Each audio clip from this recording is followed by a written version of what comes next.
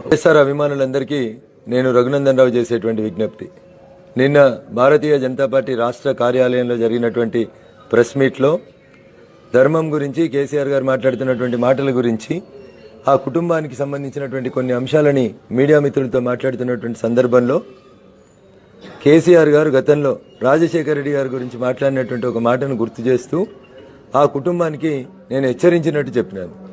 అయితే ఆ పదం వల్ల వైఎస్ఆర్ అభిమానులు కొంతమంది నొచ్చుకున్నట్టు, నేను వైఎస్ఆర్ గారిని తప్పుగా మాట్లాడినట్టు కొంతమంది మిత్రులు నాకు ఉదయం నుంచి కాల్ చేసి చెప్పడం జరిగింది. నేను ఎప్పుడు కూడా రాజశేఖర రెడ్డి గారిని కానీ ఆ కుటుంబాన్ని కానీ వ్యక్తిగతమైనటువంటి దూషణలు కానీ కించపరిచేటువంటి రీతి లోపల కానీ మాట్లాడలేదు.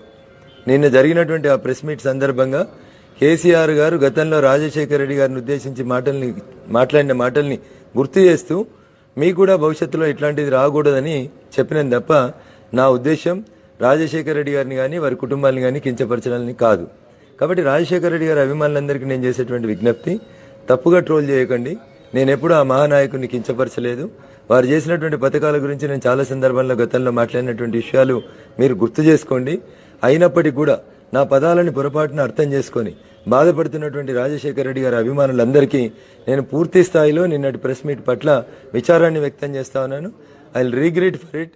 అర్థం చేసుకుంటారని ఆశిస్తున్నాను.